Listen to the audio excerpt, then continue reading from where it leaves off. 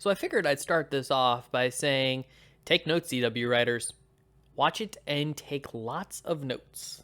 So Stargirl is a 2020 show produced by Geoff Johns and Greg Berlanti and is a character created by Geoff Johns himself as a tribute to his sister who tragically passed.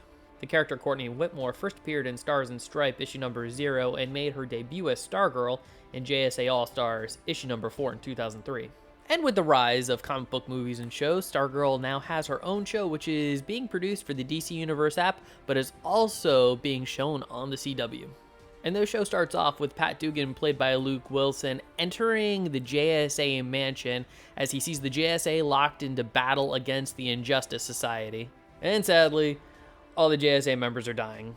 Except for Starman, of course. Even though he's injured, Pat manages to get him out and as far away as possible via a sweet car with the push of a button is able to then fly. But then they crash.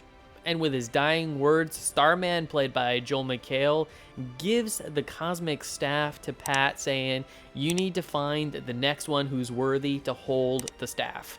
Which is a scene that would normally be played for drama, but in this case, it's actually played for laughs and is really quite effective. You have Starman laying back trying to give him the cosmic rod, saying you gotta find the next guy, but it's not you, and he just says that a bunch of times. Like, he makes it clear, absolutely clear, that Pat is not the next Starman.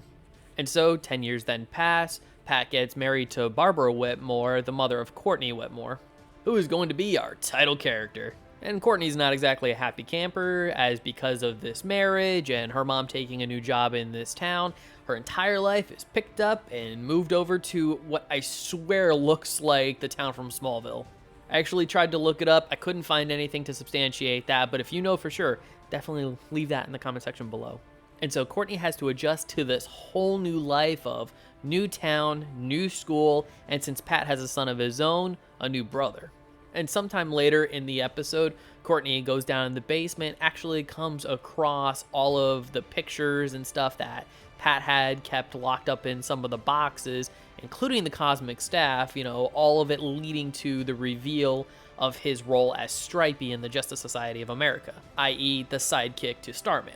To which also, when that scene came up, I had to kind of think to myself, really? You just put all this important stuff in boxes that really any of these kids, heck, your wife could have gone through for all you know?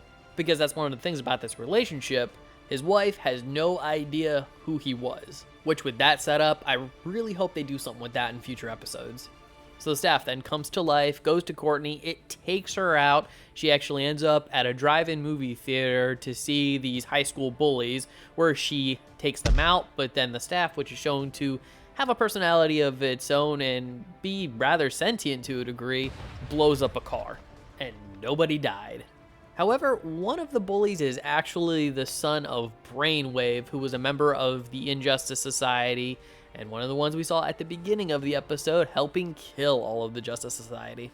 And as soon as he hears about the staff, he starts to think, oh my gosh, there must be a new Starman, so he decides, you know what, I'm gonna come out of bad guy retirement. Which leads to less of a conflict or a confrontation with Courtney and more just him wiping the floor with her. I mean, she's young, she's inexperienced, she does not stand a chance. And so Pat has to come down and intervene in a giant suit of awesome robot armor. And that's where the episode ends.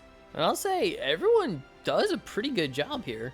Luke Wilson plays his comedic role very well, and I really like this kind of surrounding area in his life where in his mind that he was an essential part of the JSA, but then really from the outside perspective, they seem to have thought him really useless. And once again, as Starman is dying and telling him, okay, yep, you got to pick the next guy, but it can't be you, and again, just completely emphasizes it over and over again. And I once again gotta give it up to Joel McHale as Starman. Dude had me dying. Brec Basinger also really did well in her role as Courtney. She was given a decent backstory and is presented with enough character flaws where I think we could have some really good episodes come out of it. She's good, but she's not great. She's smart, but she's naive. She understands what a superhero is, but seems to be unaware of the danger that is associated with that.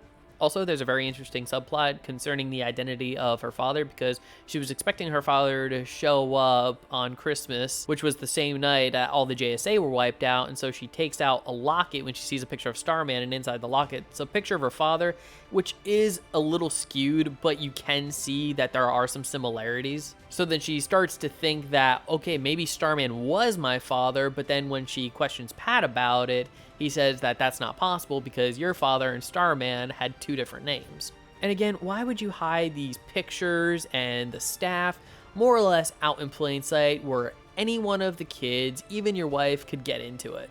I think it would have made more sense if he at least took the staff and he hid it somewhere within the house, but then because the staff has a type of sentience to it, it breaks away and goes to Courtney, as we later on see that it can do. Maybe the staff leads her into the basement for her to be able to find the pictures and then connect the dots that Pat is also stripy. And as far as the overall writing goes, I think the fact that this show is being made for the DC Universe app initially and not the CW really is a strong point here. Because the CW, especially in the last few years, the writing has just gone downhill. It's become very formulaic, quite boring. And also, so far at least, this show has broken the shackles of Greg Berlanti's need to insert identity politics into the shows, which, for the most part in the CW shows, especially when it comes to Batwoman and Supergirl, really do hurt those shows. And I do think that the presence of Geoff Johns does help this a bit, and I hope that it stays that way. And overall, I really do think it was a great first episode. It really gets me excited for the next one coming down the pipeline, and is honestly better than anything that the CW has put out within the last 4 years. So Stargirl, episode 1. Have you seen this? I would love to hear your thoughts. Please leave your comments in the comment section below. And if you like this video, I'd love it if you'd smash that like button, share it with some friends, subscribe if you're not subscribed already, and ring that notification bell for more comic book content. And if you're wondering what to watch next, consider one of these 2 videos. Alright, take care, have a great day, and as always, stay geeky.